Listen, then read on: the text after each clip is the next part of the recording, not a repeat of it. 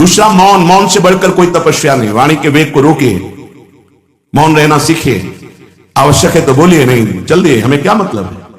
आप नाराज ही तो होंगे, लेकिन हम सत्य पे चल रहे हैं, तो आपके हृदय को चाहे जितना तापित होकर के हमारे प्रतिकूल सोचे, सामर्थ्य नहीं कि हमें प्रतिकूलता दे सके। तीसरा, नाम जप से बढ़कर कोई यज्ञ नहीं, कोई साधना नहीं। परम सत्य भगवान का नाम है। बहुत अमृतमय वचन बाबा बोल रहे हैं। सत्य बोलना, मौन रहना सबसे बड़ी तपस्या, और नाम जप परायण, इससे बढ़कर कोई यज्ञ नहीं, कोई साधना नहीं। यज्ञानाम जप यज्ञोस्मि, भगवान बोले। चौथा, विचार से बढ़कर कोई ज्ञान नहीं। एक भी कदम रखो विचार पूर्वक, किससे मिलना है, क्या पाना है, कैसे चलना है, विचार पूर्वक। पशु बिना विचारे जे करें ते पाछे पछताएं, काम बिगाड़ो आपनो जग में होत हंसाए। विचार पूर्वक हर कार्य कीजिए। विचार ही नहीं, क्रिया कुछ हो रही, विचार कुछ हो रहा है, ऐसे नहीं। हर काम, और जिधर कदम बढ़ा दो फिर लौटाना नहीं। ये नहीं है आज ऐसे कल वैसे परसों ऐसे नहीं, एक पद्धति से चलो, विचार पूर्वक चलो। कदम रख दिया तो बिल्कुल परिपक्व कदम रखा, 4 दिन बाद उसको फिर पीछे हटा के फिर ऐसा नहीं। बार बार नहीं बदलना, बार बार हमें कोई साधन नहीं बदलना, बार बार स्थान परिवर्तन नहीं करना, बार बार साध्य को नहीं बदलना, बार बार गुरु को नहीं बदलना। बहुत जल्दी सिद्धावस्था आ जाए, जो हमारा आसन है उस आसन पे वही परिपक्व अवस्था आ जाए, भजन के परमाणु आ जाएंगे। बहुत सावधानी, विचार पूर्वक आपका खान पान, व्यवहार, चलना उठना बैठना बोलना सब विचार पूर्वक, विचार रहित नहीं होना चाहिए। पांचवा, भोग और जन समुदाय। जैसे सर्प के संग से आप डर रहे हैं, ऐसे डरना चाहिए उपासक को। संग को भुजंग के समान समझे। किसी से भी बात करो, अगर उसका कल्याण करने की भावना नहीं तो बेमतलब तर्क विवाद, तो लगता है अपने आनंद को छोड़कर क्यों बात करें। प्रभु ने सेवा दी है, इसलिए यह बात करने का समय नहीं रह गया। कोई बिरला पिपासु आता है, नहीं तो सब ज्ञानी, सब चतुर, सब भगवत प्राप्त ऐसे ही प्राय मिलते हैं। साधक तो बहुत भाग्य से मिलते हैं। कोई बिरला साधक आता है तब हृदय प्रसन्न होता है कि सच्चे मार्ग से चलना चाहता है। नहीं, अहम की ऐसी बरसात हो रही है, कुछ नहीं। जब उनको तो वो कुछ नहीं है, न ज्ञान है, न भक्ति है, न अष्टांग योग है, कुछ नहीं। अहम, बचो। प्रार्थना है, अपने लोगों को सेवा मिली तो ठाकुर जी जाने। संग से भुजंग के समान डरो। किसी से बात करने से डरो, किसी से मिलने से डरो, किसी से मित्रता से डरो। एकांत सेवन अमृत, समाज सेवन मृत्यु। जब तक भगवत साक्षात्कार ना हो जाए, उपासक को इस बात से बहुत डरना चाहिए। नेत्र झुके हुए, वाणी मौन, अपने लक्ष्य पर दृष्टि, भगवत साक्षात्कार। आप चाहे जैसे नचवाओ, आपकी इच्छा की बात है। क्योंकि भुने हुए चने को चाहे जितना खाद पानी लगा दो, उसमें अंकुरण नहीं होने वाला। भुना हुआ चने के समान जब मन हो जाए, वो तब भगवान जो सेवा देते हैं वो बात अलग है। उपासक को बिल्कुल सावधान रहना। इस बात पे हमारी बहुत ध्यान दीजिए, नहीं बहुत पश्चाताप होगा, बहुत जलन होगी, बहुत हानि हो जाएगी। यहां किसी से किसी भी प्रकार का धार्मिक, भागवतिक, प्रापंचिक कोई संग न किया जाए। हमारी बात मान लेना, चाहे स्त्री शरीर हो चाहे पुरुष शरीर हो, हमारी प्रार्थना मान लेना। ये हृदय की बात कह रहा हूं। जब तक भगवत साक्षात्कार ना हो तो व्यवहारिक तो जाने दो, परमार्थिक और धार्मिक संबंध भी हमें स्वीकार नहीं करना। क्योंकि किसी भी तरह से हमारी वृत्ति चुरा न ली जाए। हमारी वृत्ति केवल हमारे आराध्य देव में रहे, बस। असंगोहम पुरुषा, मान लीजिए। इसी से परिपक्व अवस्था आती है। भोगों का त्याग और संग का त्याग, बाबा कह रहे हैं पांचवी बात है। सत्य, मौन, जपरायण, विचार पूर्वक हर कर्तव्य कर्म, और भोगों का और जन समुदाय के संग का त्याग। जब तक भगवत साक्षात्कार ना हो जाए तब तक ऐसा नहीं। साधक को बहुत सावधान रहना है। बिल्कुल हमारी प्रार्थना मान लेना, कभी भी किसी भी तरह से जो स्त्री शरीर है पुरुष शरीर से मित्रता ना होने पावे। जो पुरुष शरीर है कभी स्त्री शरीर से मित्रता ना होने पावे। असत मार्ग की वृत्ति वाली किसी भी तरह से हमारी ये बात मान लेना। इसलिए कह रहा हूं कि नहीं तो जीवन भर पछताना पड़ेगा, जलना पड़ेगा, और कोई सहयोगी आपका नहीं है। 50 साल आप ब्रह्मचर्य से लेकर भजन किए, 5 मिनट आपसे चूक हो गई, पूरा विश्व आपको बख्शेगा नहीं। ध्यान रखना, कोई ये नहीं देखेगा कि ये व्यक्ति 50 साल से जल रहा था और सत मार्ग की चढ़ाई पर चढ़ रहा था, चूक हो गई, कोई नहीं बर्दाश्त करेगा। मेरी बात मान लेना, ये तुम्हारे जीवन के लिए वो कवच होगा जो तुम्हें कोई नहीं हरा सकता। कोई भी संबंध हो, भगवत संबंध के सिवा हमारा किसी से कोई संबंध नहीं।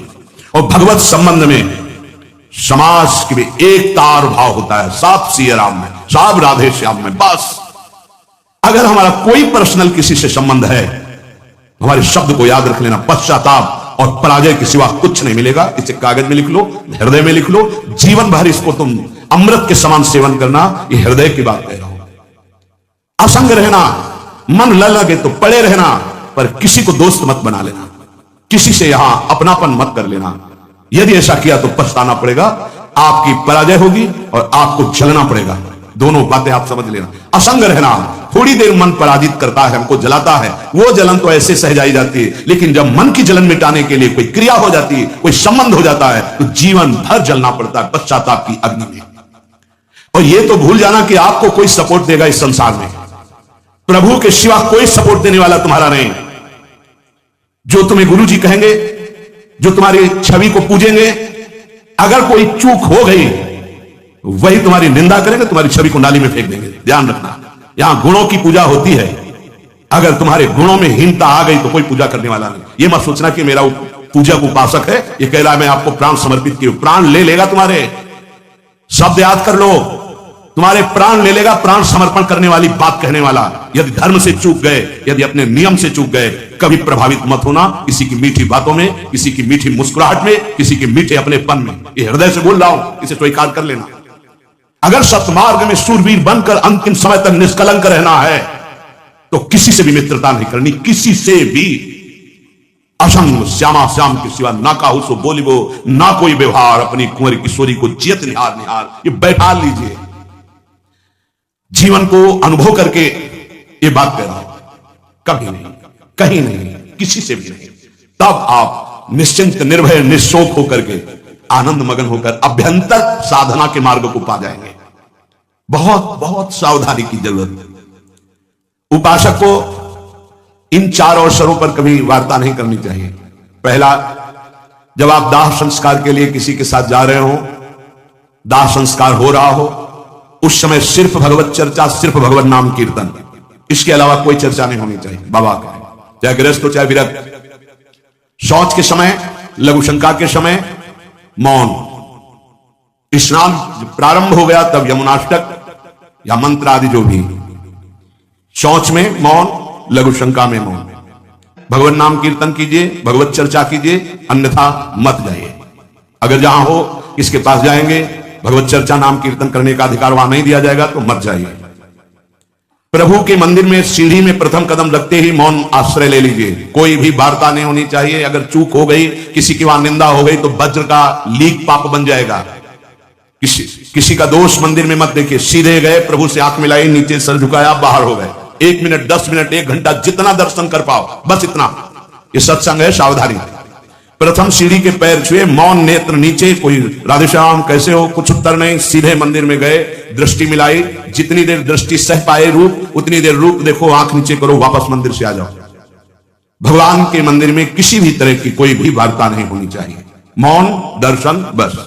खास करके लोग वहीं मिलकर प्रपंच करेंगे। आओ, पीछे खड़े कर लिया और बातें शुरू कर दी। ऐसे विघ्नकारी लोगों से बचिए, वो विघ्न है।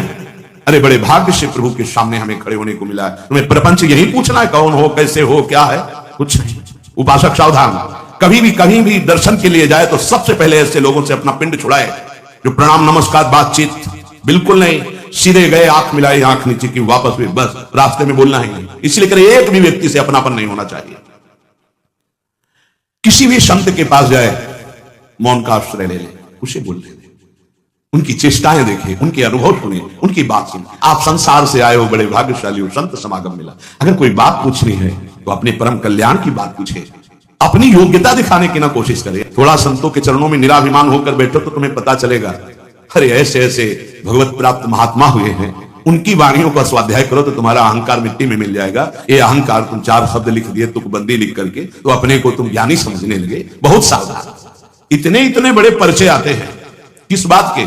जानने के नहीं, कि हमको बताना है कि हम भैया हमारे गुरु जी हैं हमारे बताने के लिए, और हमें जो जानना है वो हमारी प्रिया, जो हमारे गुरु जी समर्थ है। आपको जो जानना हो, वास्तविक परमार्थ में चलना हो तो यहां बैठना। अगर समय नष्ट करने आए तो जिंदगी में दोबारा आपको चांस नहीं देंगे श्री जी। ध्यान रखना, श्रीधाम वृंदावन है, प्रियाजू की कृपा से आए हो साधु समागम में तो लाभ ले लो। किसी भी महात्मा के पास जाए तो वाणी को शासन में रखे, बहुत सावधान, उनकी सुनो। तुम्हें तो जो आता है वो आता ही है, उनसे ले। आप कृपा लेने आए, उनसे ज्ञान ले, उनसे आचरण सीखो। उनके वो ना बोले बैठे हैं तो बैठने मात्र से उनका प्रभाव हमारे हृदय को पावन करेगा। पूज्यपाद महाराज जी कह रहे हैं, आज हमारे परमार्थ में साधक की उन्नति क्यों नहीं हो रही? दिनों दिन अवनति होती जा रही है। क्या कारण है बाबा? ये पूज्य स्वामी श्री अखंडानंद जी महाराज प्रश्न करता है, उत्तर देने वाले पूज्य बाबा शिवड़िया बाबा जी महाराज कह रहे हैं, भैया किसी भी जीव का कल्याण होता है भय से। जिसको ईश्वर और गुरु का भय रहता है उसका निश्चित कल्याण हो जाता है। जिसको गुरुदेव से भय हो, समझो ईश्वर की अत्यंत कृपा उसके ऊपर है। गुरुदेव से भय पक्का। बोले साधकों का जो उन्नति होनी चाहिए, जो लाभ मिलना चाहिए, वो क्यों नहीं मिल रहा? स्वामी जी पूछ रहे, स्वामी अखंडानंद सरस्वती जी पूज्य बाबा कह रहे, भाई उन्नति और कल्याण भय से होता है। जब तक ईश्वर और गुरुदेव का भय नहीं होगा तब तक कल्याण नहीं हो सकता। भगवान की अत्यंत कृपा समझो, जिस उपासक पर अपने गुरुदेव का भय है, होना चाहिए, होना चाहिए, गुरुदेव से भय होना चाहिए। जिसको अपने गुरुदेव से भय लगता है उसके द्वारा अपराध बनने की संभावना बहुत कम होती है, क्योंकि डर लगता है कि गुरुदेव सब कुछ जानते हैं, सर्वज्ञ हैं, वो जान जाएंगे, हमारी गलती को जांच जाएंगे, फिर हम उनके सामने क्या उत्तर देंगे। हमारा मन भयभीत होकर सतमार्ग में चलता है। गुरुदेव अल्पज्ञ नहीं है, वो सर्वज्ञ है। जिसको ये पता है कि मेरे गुरुदेव साक्षात मेरी लाडली है, परब्रह्म है, उनसे क्या छुपा हुआ है, वो कैसे अपराध बन सकता है? कैसे मन डर जाता है, मन डर जाता है। क्यों ऐसा? क्योंकि आस्तिक तो नहीं है। प्रपंच का स्वभाव पक्का समझ लीजिए, बुढ़ापे में परिपक्व हो जाता है। जिनको ये भाव होना कि अभी हम सब कमा खा के बुढ़ापे में परब्रह्म की प्राप्ति कर लेंगे, बूढ़ा तोता राम राम नहीं रटता, उसको बाल्यावस्था से सिखाया जाता है, जो सिखाया जाता है वही बोलेगा। ऐसे ही तुम्हारा मन जो है जीवन में यदि प्रपंच में लगा लिया तो प्रपंच स्वभावा, अगर श्री भगवान में लगाया तो देखो कितना बढ़िया, निष्प्रपंच स्वभावा। भक्तों के पास बैठो, वही प्रभु का नाम, वही रूप माधुरी, वही लीला माधुरी, वही सिद्धांत की चर्चा, कितना महान जीवन हो जाता है। बोले निरतिशय गुणा असमूर्ध भागवतिक सारे सद्गुण प्रकाशित हो जाते हैं और निर्दोषा, किसी भी प्रकार की दोष वृत्ति भक्तों में नहीं रह जाती। परिपक्व अवस्था में नित्य मुक्ता, वो नित्य जीवन मुक्त महापुरुष होते हैं। कौन?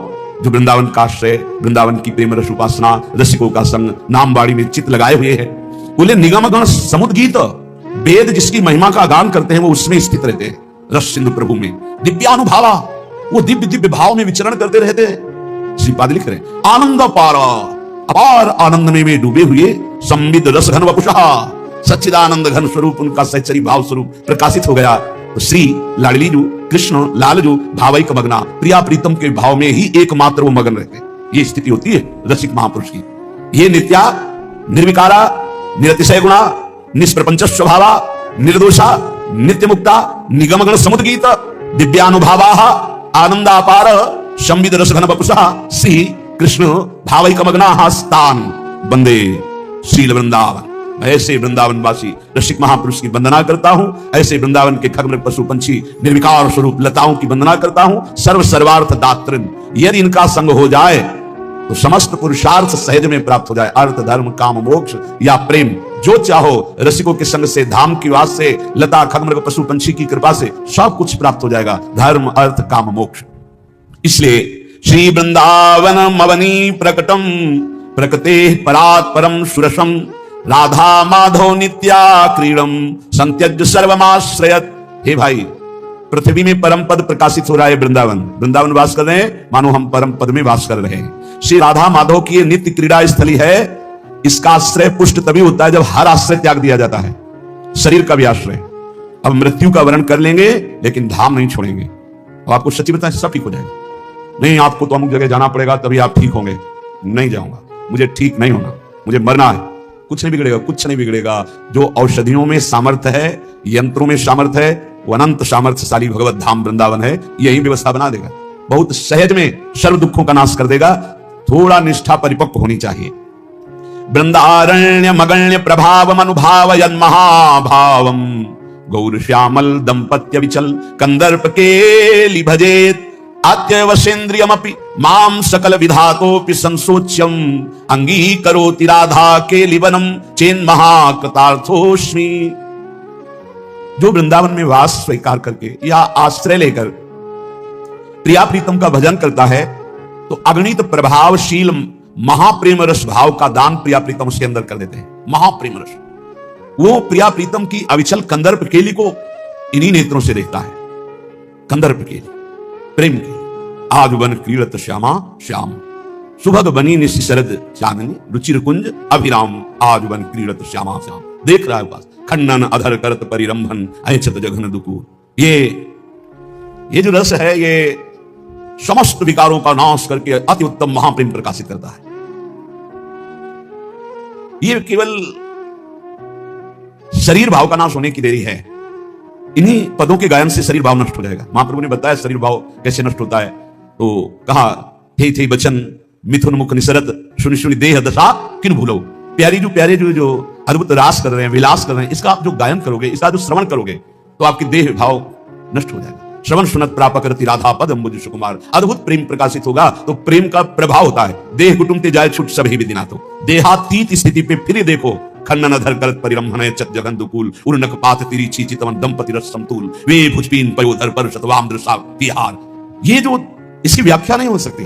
ये जो स्थिति है ये प्यारोडम क्षमते ने अच्छी सुखादि नाम तो ध्यान गम, इतनी उच्च कोटि की दशा है जहां प्रिया प्रीतम की इस रसकेली का स्मरण हुआ तो दर्शन करने वाला ही नहीं रह जाता।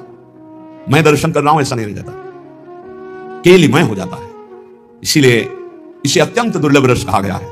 बल्लवी सुकनक बल्लरी कमाल श्याम संग, लाग रही अंग अंग मनोभिरामिनी, बदन जोत मनोमयंक अलक तिलक छवि कलंक, छपत श्याम अंक मनो जलद धाम। ये देखने की सामर्थ्य विगत वास एवं कम, मनोभुअंग बेनी दंड पी के कंठ प्रेम पुंज कुंज कामिनी, जैसी शोभित हरिवंश नाथ सात सुरत आलसवंत, उरज कनक कलश राधिका सुनामिनी। ये सामर्थ्य केवल आचार्य कृपा से प्राप्त होती है। ये कंदर्प केली गौर श्याम जुगल जोरी की ये दान करते हैं। ये भूमि, ये रसिक महापुरुष ये स्थिति दान करते, तब वो इसका पान करता है। अति वशेंद्रियमपि, इंद्रियां अतिशय वशीभूत स्वाभाविक हो जाती हैं।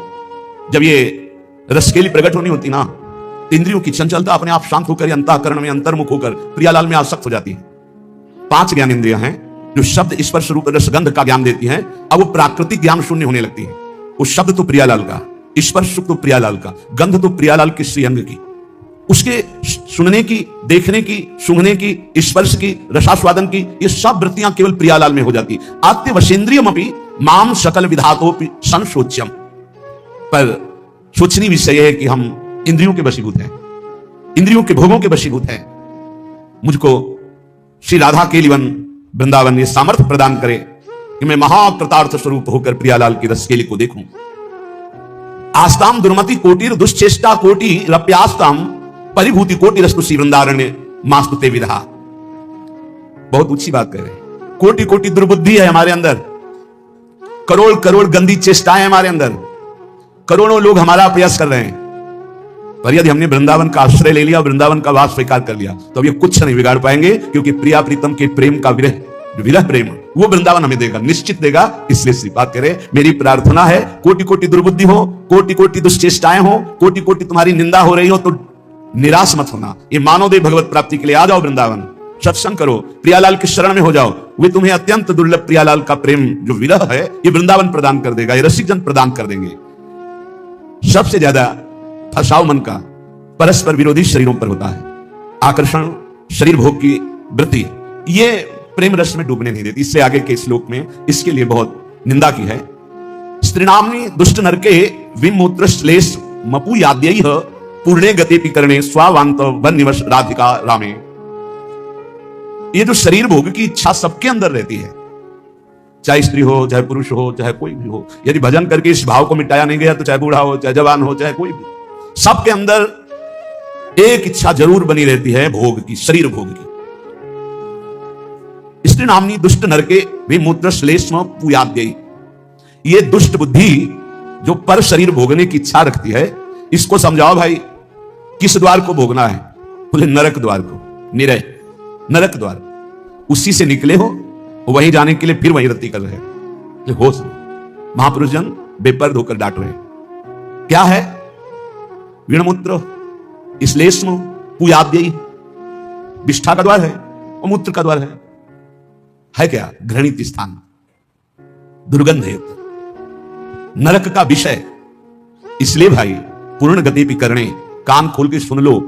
स्वावांतन निवश राधिका रामे, श्री किशोरी जी के इस रमण उपवन में यदि आप अपनी अंतिम सुधारना चाहते हो, चाहे जितने दुष्ट रहे हो, चाहे जितने दुष्ट आचरण किए हो, चाहे जितनी तुम्हारी निंदा रही हो, तुम्हें प्रेम मिल जाएगा। पर एक बात से वर्तमान में बचो, शरीर भोग से। मन तुम्हारा गंदा उरा होने दीजिए, इंद्रियां तुम्हारी गंदगी की तरफ जा रही हैं, परेशानी कोई बात नहीं, सब ठीक हो जाएगा। लेकिन गंदगी करने की चेष्टा मत करना। इस धाम की बात करें कि अगर आप राधा रामे श्री किशोरी जी के इस महान प्रेम रमणीय वन में तुम्हें आश्रय मिला है, तुम्हें वास मिला है, तो शरीर भोग से बच जाओ, शरीर भोग की चेष्टा मत करना। स्पष्ट कह रहे, कुछ नहीं है पर बहुत आकर्षण इसी का है, बहुत आकर्षण है। वीणमुत्र श्लेष्म पूयाद्य ही, जिन द्वारों को स्पर्श करने के बाद कई बार रज लगा के हाथ धोना होता है, उसमें सुख खोज रहे हो। हमें लगता है इनके शरीर में सुख है, इनको लगता है उनके शरीर में सुख है, और दोनों सुख रहित पूरा जीवन व्यतीत कर देते हैं। सुख की खोज गलत नारक की गति में, दुष्ट नरके, ये स्वभाव दुष्ट नरक की प्राप्ति कराएगा। बचो, ऐसे संसर्ग से बचो जिसमें ऐसी भावनाओं की पुष्टता होती है। हरिति वृंदावन रति विवेक विरतिश्च दुरमुत किरति, स्त्री रूपा हरिमाया तदुपर मायाति दूरतो पाया। हरिमाया फंसाती है सबसे जोरदार शरीर भोग में, और धामों में तीर्थों में तो ज्यादा, क्योंकि पाप बने तुम्हारी दुर्गति हो, नरक जाओ। देख लो, जितने भगवान के परम पावन धाम हैं, तीर्थ हैं, इनमें विशेषता शरीर भोग की सुविधा आपको बहुत मिल जाएगी, बहुत मिल जाएगी। बहुत सावधान, आए किस लिए हो, क्या करना है, ये ध्यान देना है। हरिति, ये हरि की माया है। हरि माया तदुपर मायाति दूरतो पाया। ये भगवान की भक्ति में, भगवत प्राप्ति में, भगवत धामों में, भगवत तीर्थों में सर्वत्र पाई जाती है, क्योंकि हरि की माया किसी और की नहीं कि आप प्रवेश नहीं कर सकती। ये तो दिव्य वृंदावन में प्रवेश नहीं कर सकती। प्रगट वृंदावन में खूब धूम है। हरिद्वार चले जाओ, काशी चाहे जहां चले जाओ, ये तो खूब देखा है। काशी के घाटों में जहां अकेले बैठते थे, वहां देश विदेश की जोड़ियां आकर के, जोड़ियां की जोड़ियां ऐसे बैठी हुई विविध प्रकार के व्यसन कर रहे दिखाई दे रहा था। अपने को संभालो, लंका निश्चर निकर निवासा, और वहां विभीषण जैसा महाभागवत हुआ। अगर भक्ति करनी है तो लंका में भी भक्ति कर ली, और अगर भक्ति में ढिलाई रख ली तो धाम में भी नहीं कर पाओगे। यहां भी बहुतायत है, बहुतायत। ये बहुत समझने का विषय है, बहुत समझने का विषय। चाहे स्त्री शरीर हो, चाहे पुरुष शरीर हो, भगवत प्राप्ति के लिए बढ़िया दांव लग गया, वृंदावन का आश्रयवास मिला है, तो इसमें हरि माया जाल रचती है।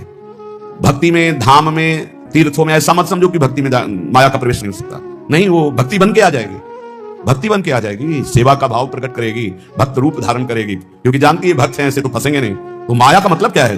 जादूगरनी। बस समझना है कि भक्ति और माया का अंतर क्या, कैसे पहचानोगे कि माया या भक्ति। जाके संग कुमति मति उपजय करे भजन में भंग, ये माया है। चाहे वो वृत्ति हो, चाहे वो व्यक्ति हो, चाहे वो वस्तु हो, चाहे स्थान हो। जिस व्यक्ति, वस्तु, स्थान के संसर्ग से भगवत विस्मरण हो जाए, नियम संयम भ्रष्ट होने लगे, आपका चिंतन टूटने लगे, फौरन पकड़ो वो माया है।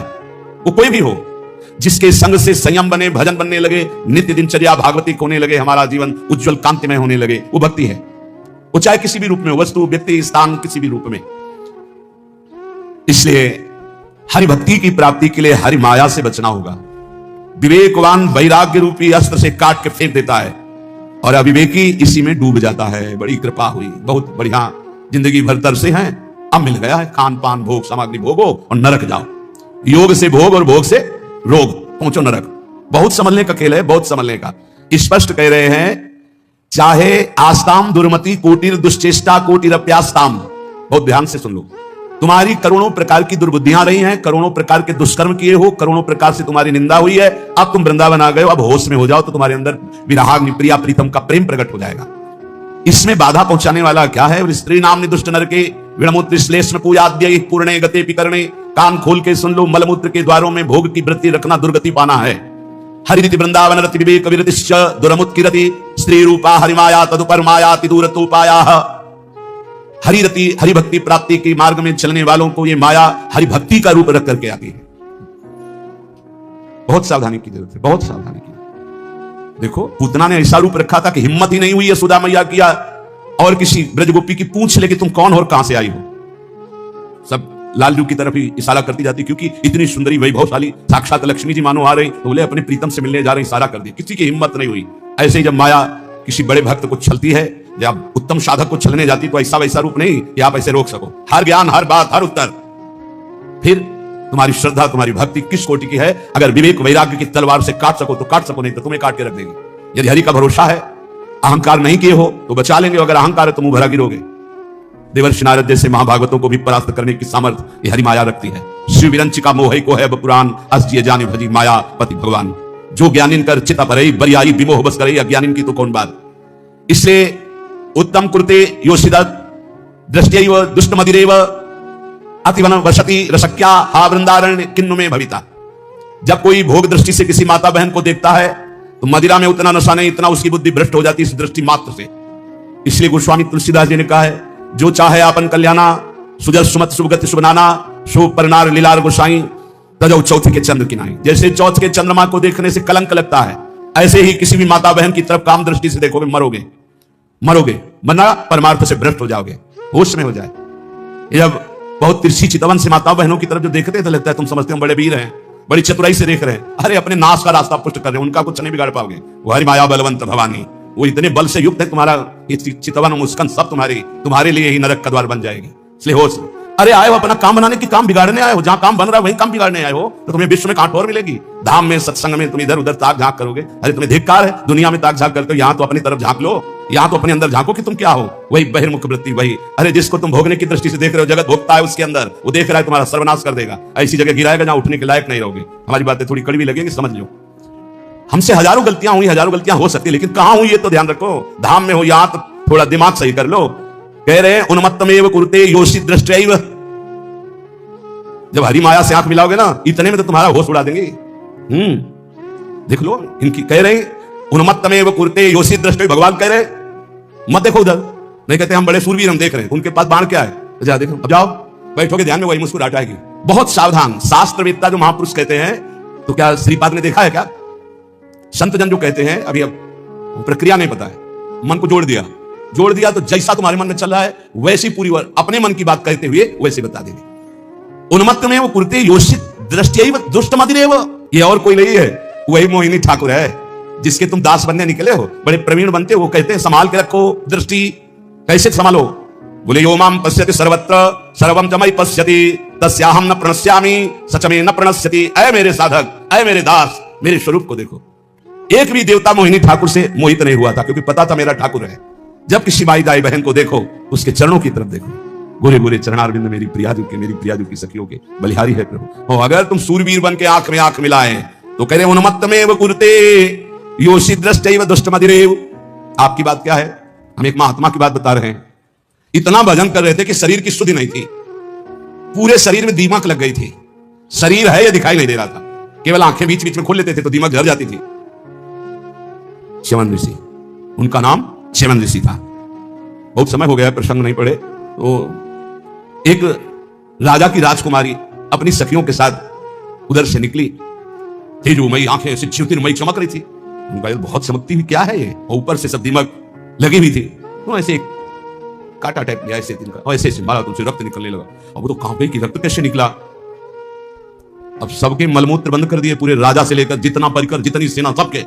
च्यवन ऋषि ने हाहाकार मच गया। तो उनमें कुछ विद्वान लोग भी साथ थे, उन्होंने कहा किसी ब्रह्म ऋषि का अपराध है। ढूंढा गया अपराधी कौन है यहां, वन में किसी ऋषि का अपराध। तो राजकुमारी ने कहा कि अगर कोई ऐसी बात है तो मेरे द्वारा अपराध शायद बना है। एक दीमक का पिंड जैसा था, उससे 2 ज्योति जगमगा रही थी, हमने उसमें तो उससे रक्त। सारे बोले च्यवन ऋषि का ये पूरा क्षेत्र है, कहीं ऐसा तो नहीं किया च्यवन ऋषि को तुमने? चलो आगे गाय और ब्राह्मण करके च्यवन ऋषि से बनना। महाराज सबकी लघुशंका सोच खोल दो, बंद कर दिए सबके। आप कितनी देर भाई, 6 घंटे 8 घंटे सबके। महाराज शर्त कैसे खुलेगी आप बस बताओ। शर्त सुकन्या, राजकुमारी का नाम सुकन्या, सुकन्या दे दो। राजकुमारी से कहा, अब राजकुमारी ना कैसे, अपराध तुमने किया ऋषि की सेवा में, तुम्हें उन्मत्तमेव कुरुते योषि दृष्टैव दुष्ट मदिरैव। जाओ सबके लोग शंका सोच खुल जाए, जाओ सब यहां से। वो तपस्या के द्वारा महल वैभव और अपना स्वरूप प्रकाशित किया, देवराज इंद्र के पास भी नहीं। तपस्या का प्रयोग कहां होने लगा, कहां गया तपस्या का? माया। ऐसे ही महाराज हमारे पड़ोसी सौभरी जी महाराज, सिवार लग गई थी शरीर में और यमुना जी में समा गई। मछली को देखा खेलते हुए, मैथुन करते हुए। देख लो मोबाइल देखने वालों, जब मैथुन मछली का देखा तो महाराज को लगा कि है कोई सुख। बताओ, अभी तक जल में हजारों वर्ष समाधि लगाने वाले महात्मा ब्रह्म सुख का हुआ अनुभव और मछली के मैथुन सुख को देखकर सोचा अब तो इस सुख का अनुभव करेंगे। तो सामर्थ्यशाली महात्मा कहां जाए? तो छोटे मोटे घर गृहस्थी के पास थोड़ी गए, चक्रवर्ती सम्राट राजाधिराज मानधाता के पास। दुर्गंध आ रही थी मछली किसी शरीर से, सिवार पानी के अंदर की, हड्डी हड्डी थी, गाल चपके हुए, आंखें तेजोमय, देख के डर जाए आदमी। महाराज तो मानधाता बहुत बड़े प्रतापी राजा हुए हैं। महाराज आज्ञा कीजिए। बोले विवाह करना चाहता हूं। बोले आदेश कीजिए, किससे कराए? बोले आपकी राजकुमारी से। 50 कन्या थी। घबरा गए कि ऐसे महात्मा के लिए अगर राजकुमारी समर्पित कर दी तो मतलब राजकुमारी का जीवन क्या होगा, महलों में पल। उन्होंने कहा महाराज जो तुम्हें राजकुमारी पसंद हो पसंद कर ले आप उसे, क्योंकि जानते थे ना बोले कि सांप तो सांप कौन भोगे, इनको पसंद ही कौन करेगा। बोले महाराज जो तुम्हें पसंद कर ले। तो समझ गए सौभरी जी, तपस्या के द्वारा ऐसा रूप बनाया। मंत्री ने जाके कहा महाराज सौभरी पधार रहे हैं, जो राजकुमारी पसंद करना चाहे पसंद कर ले। जब भी पधारे तो खुशबू से पूरा महल भर गया, तेजो रूप। 50 ने कहा हम वरण करेंगे। बोले चलो। मानधाता से कहा 50 पुत्रियां तुम्हारी तैयार। मानधाता के सामने सौभरी ऋषि और उनके सामने दिव्य रूप। मानधाता ने कहा रहेंगी कहां? बोले कल आ जाना यमुना किनारे। ऐसे अमरावती नगर से भी श्रेष्ठ पुरी की रचना की, सेवा खाती घोड़ा रत्न वैभव साथ। फिर 50 से 500 हो गए धीरे धीरे। तो जब बैठे थे अगल बगल छोरी छोरा खेल रहे थे, तब उनको ध्यान आया इन्हीं से बचने के लिए तो यमुना में समाधि लेते थे। तब उन्होंने एक श्लोक गायन किया, संगम त्यजेत मिथुन व्रतिनाम मुमुक्षु सर्वात्मना न विसजेत बहिरेन्द्रियाणि एकश्चरन् रहश्चित्तमनन्त ईसे युञ्जीत तद्व्रतिषु साधिषु चेत प्रसंगः। ऐ मोक्ष धर्मावलंबी साधु, कभी किसी जीव को मैथुन करते हुए मत देख लेना, ना जिसे हमारी दुर्गति हुई तुम्हारी पक्की हो जाएगी। मोबाइल वाले, क्योंकि ऐसे थोड़ी जल्दी सहसा दृष्टि नहीं जाएगी, पर मोबाइल में एकांत में चली जाएगी, चिटकिनी बंद। बोले क्या? बोले हमारा एकांत भजन का समय है। अब सर्च करके जो देख रहे हैं तो वो तुम्हारा सर्वनाश कर देगा। मछली की क्रीड़ा से मेरी ये दुर्गति हो गई। बोले तुम्हारी क्या होगी? इसलिए संगम त्यजेत मिथुनम व्रतिनाम मुमुक्षु, जो मैथुन धर्म से युक्त प्राणी, इनका संग त्याग दो, इनका दृश्य मत देखो, इनका संभाषण मत सुनो। सर्वात्मना न विसजेत बहिरेन्द्रियाणि, इंद्रियों को खुला छूट मत दे दो, अंतर्मुख रखो, एकस अकेले रहो। चित्त मनंत से, चित्त को ईश्वर में सदैव लगाओ। अकेले का मतलब आंतरिक वृत्ति से। गुफा में भी प्रपंची बहुत समाज में ही रहता है और प्रपंच में रहता हुआ साधक भी अकेला रहता है। सदैव चित्त को अपने इष्ट में लगाते रहो, किसी का संग न करो, और संग करो तो किनका? तद्व्रतेषु, जो भगवत व्रत धारण करने वाले साधु जन है, भक्त जन है, उनके बीच में रहो। ये बाढ़ है, इस बाढ़ के अंदर बच जाओगे। साधु समाज की बाढ़ में बहुत बचत होती है। अगर हम गिरने जा रहे हैं तो दूसरा हमें थाम लेगा। इसलिए कह रहे हैं उन्मत्तमेव कुरुते योषि दृष्ट्वैव दुष्टमदिरेव। दृष्टि मिलाना बंद कर दो, दृष्टैव दुष्टमदिरेव। बस गए, पाताल का रास्ता पक्का। 5 बाण है उसके, 5 संधान कर दे तो शंकर की समाधि भंग कर दी, तुम तो जीव हो। शिव की समाधि भंग कर दी, औरों की तो बात जाने दो, अपने स्वरूप में आ जाए काम ना। हाँ, तो जो ब्रह्म में देखत रहे, देखे चराचर नारी में, जे ब्रह्म में देखत रहे। अबला बिलो कई पुरुषमय, पुरुष सब अबलामयम, दो दंड भरी ब्रह्मांड भीतर काम कौतुकयम। कोई साधारण वीर है? देवाधिदेव महादेव की समाधि भंग कर दी। तब उन्होंने कहा कि त्रिभुवन में ऐसा कौन? तो देखा आम के पेड़ में छुपा बैठा, तीसरा नेत्र खोला, राख का ढेर हो गया। अब तो शिव है, तुम्हारे है तीसरा नेत्र, दुई है, तीसरा तो बंद है तो सबके तीसरा नेत्र ज्ञान नेत्र। ज्ञान से काम भस्म हो जाएगा। या प्रेम नेत्र खुले हृदय में, या बुद्धि में ज्ञान चक्षु गुरुदेव की कृपा से खुलते हैं। अज्ञान तिमिरांधस्य ज्ञानांजन शलाकया चक्षुरुन्मीलितम् येन तस्मै श्री गुरुवे नमः। ए भाई मान लो, ऐसे बात करो जो बात कर रहा हूं। ये बहुत ही सावधानी की प्रार्थना कर रहा हूं। निज अनुभव ये कहूं खगेशा, पक्का जरा सी भी चूक हुई तो जीवन भर पछताना पड़ेगा। ये ऐसा घाव है, ये ऐसा दलदल है, ये ऐसी फिसलन है, ये ऐसी डूबन है जिससे निकल पाना मुश्किल है। मुस्कुराहट तो जिंदगी की खो जाएगी। जो आनंद की मुस्कुराहट के लिए निकले हो नष्ट हो जाओगे। इसलिए इसे सौभाग्य मत समझना कि बड़े भाग मानुष तन पावा और मिल गया सौभाग्य। ऐसे सिखाता है मन। जिंदगी हो गई, सुख नहीं मिला, हे प्रभु तुम कहां हो? ये तो ढूंढते ढूंढते थक गया, लेकिन अब सुख मिला है। माया बहा ले जाएगी। आओ प्यारे, इधर आओ। कहां? हमारे पाले में आओ। कहां निकले जा रहे हो? हरि की तरफ। इधर आओ। अम्मा अब तो हरि की तरफ जाने दो। अच्छा तो जाओ। अम्मा जननी समझा नहीं पर नारी। जाओ जाओ जाओ। अम्मा तो बच गए, और अम्मा के सिवा और कुछ देखा तो मारे जाओगे। सब में मात्र भाव, जैसे अपनी सगी अम्मा को ऐसे देखो चरणों की तरफ। आतिबन सती रसक्या हा वृंदारण्य किन्नु में भविता। वृंदावन वास करना इसीलिए बहुत कठिन है। वृंदावन अब क्या उपाय हो सकता है जिसकी दृष्टि खराब हो गई है? समझ जाओ, सत्संग है, समझ जाओ। बहुत खतरनाक खेल है, इससे ज्यादा खतरनाक खेल नहीं। हाथ जोड़ के, मुस्कुरा के, प्रणाम करके प्रणाम करवा देंगे, ऐसी प्रबल माया है। हाथ जोड़ना पड़ेगा, घुटने टेकना पड़ेगा, रोना पड़ेगा, फिर भी क्षमा नहीं होगी। माया आती कैसे जानते हो? झुक के। और जाती कैसे? रौंद के। ये शब्द याद रखो। सौभाग्य मत मान लेना, बड़े भाग मानुष तन पावा, सुर दुर्लभ सदग्रंथन गावा, साधन धाम मोक्ष कर द्वारा, साधन धाम मोक्ष कर द्वारा।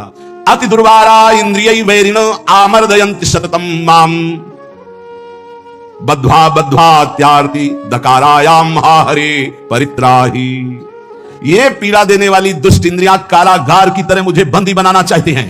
ऐसा ही है, सब कोई देख लो अपनी अपनी इंद्रियों को। ये दुर्दांत दुश्मन इंद्रियां निरंतर पीड़ा देते हुए मुझे बंदी बनाना चाहती भोगों में। नहीं, हा हरे परित्राही त्राहि माम, ऐसे बचा जाता है। हे हरि मुझे बचा लो, मुझे इंद्रियां फंसा रही, मुझे फंसा रही। कंदर्प शविष विषखैर निरवधिमं दह्यमानस्य। शिकारी वीणा वादन करता है हरिण पहले बुलाने के, इतना मधुर वीणा वादन साधु बन के बजाता है। हिरण बेचारे नजदीक आ जाते हैं, पास में ही धनुष मारा खींच के, वही ढेर हो गया। कंदर्प शविष विषखैर, ये शरीर है वीणा का, कामदेव की वीणा वादन का शरीर का आकर्षण करके, और निरवधिमं दह्यमानस्य विषखैर, काम बाण का संधान किया, ढेर कर दिया। बड़े बड़ों को इतिहास साक्षी है। इसलिए पहले वीणा वादन से ही बच्चे, शरीर आकर्षण होने लगे तो त्राहि माम, भागो भागो। अगर आपको अपना सुंदर बनाना है तो परम सुंदर श्री हरि का ध्यान करो, प्रियाजू का ध्यान करो, संयम से हो, तब तो समझ। अच्छा, हमारी सुंदरता तभी काम की जब सुंदर श्रोमणी प्रभु हमें स्वीकार कर ले। ये मरण धर्मा शरीर दीजिएंगे तो क्या करेंगे? क्या करेंगे? क्या दे देंगे मरण धर्मा? इसलिए अति दुर्वारा इंद्रिय वैरिण आमर्दयन्ति सततम माम। गौर से देखो तो प्रभु दिखाई देने चाहिए, अन्यथा कुछ नहीं है इनमें। कौन सा सुंदर रूप है? कहां सुंदरता है? कहां सुंदरता रह गई है? बहुत विचित्र स्वभाव। आज हमारे समाज का स्वरूप बिगड़ता चला जा रहा है। बुरा जरूर लगेगा, लेकिन बाबा जी हैं, अगर हमारी बात नहीं तुम्हें समझ में आएगी तो तुम्हारी हिम्मत नहीं कि कोई कहे, इसीलिए हिम्मत से कह रहे हैं। ए भाई, ये अंग प्रत्यंग ढकने के लिए है, अंग प्रत्यंग ढकने के लिए। इनकी पवित्रता, इनकी उज्ज्वलता, इसको आप बिखेरो मत। आपका चरित्र महान तो आपका जीवन महान हो जाएगा। इससे आप महान नहीं बन जाओगे, इससे महान नहीं बन जाओगे। नहीं, जितना पवित्रता, गांव के बड़े बूढ़े से, अब हमें तो पता नहीं, लेकिन हम अपने सामने देखा है, इतना तुरंत हो गया। बूढ़ी बूढ़ी का पानी लाना, घर में घुसेंगे तो ऐसे पूरा घर सावधान, एकदम ऐसे। बड़े बुजुर्ग, मर्यादाएं थी, पवित्रता थी, उसी का परिणाम राष्ट्रभक्त, भगवत भक्त, प्रेमी संतानें होती थी, चाहे बच्चा हो चाहे बच्ची, एक से उज्जवल कीर्ति वाले। आज बच्चा बच्ची ऐसे हो रहे हैं, अपने माता पिता को पीट रहे हैं, अपमानित कर रहे हैं, मनमानी आचरण कर रहे हैं, और कह दो तो ऊपर से अंकुश आ जाए। तुम होते कौन हो कहने वाले? कौन होते हो कहने वाले? कोई किसी को कह नहीं सकता। नहीं, हम इसलिए कह सकते हैं कि हम शास्त्र, संत, गुरुजन, इनका अधिकार है समाज पर, और समाज का इनके ऊपर अधिकार है। अगर हम गलत हैं तो पूरा समाज विरोध कर सकते हो, अगर तुम गलत हो तो हम पूरे समाज का विरोध कर सकते हैं। धर्म के मार्ग का उपदेश करने वाला धर्मेश, जो धर्म गुरु पर बैठा हुआ या उपदेश करता, अगर गलत है तो पूरा समाज उसका विरोध करने का अधिकार रखती है, और अगर वो समाज को सुधारने के लिए तो पूरे समाज का विरोध करने का अधिकार रखता है। ऐसा नहीं कि 10,000 एक पक्ष में हो गलत मार्ग में तो वो अकेला ब्रह्म ऋषि 10,000 का विरोध कर सकता है। धर्मशास्त्र ऐसा आदेश करता है। आप विचार करके देखो, भगवान श्री राम जी को आदेश हुआ, तापस वेश विशेष उदासी 14 वर्ष राम वनवासी। भगवान नंगे पैर, सारी कैसी मर्यादा से सिया को, जहां नाव पे चढ़ाना है तो सिय चढ़ाई, चढ़े रघुराई। आगे जानकी हर थोड़ी सी चूक जानकी जी की तरफ से लीला विस्तार के लिए लक्ष्मण जी को उपस्थित वचन दिला के गए थे कि एक क्षण के लिए जनक नंदिनी को अकेला मत छोड़ना, पर जानकी जी ने जाओ, राम जी संकट में, तो उनका काल के भी महाकाल का संकट कौन? माता आप ऐसे वचन मत बोलो। तो उनका मुझे समझ में आ रहा है, भगवान को लीला करना, ऐसे रेखा खींची और कहा मां इस रेखा को क्रॉस मत करना, इस रेखा को किसी की सामर्थ्य नहीं त्रिभुवन में ये क्रॉस करके आपको छू ले। लेकिन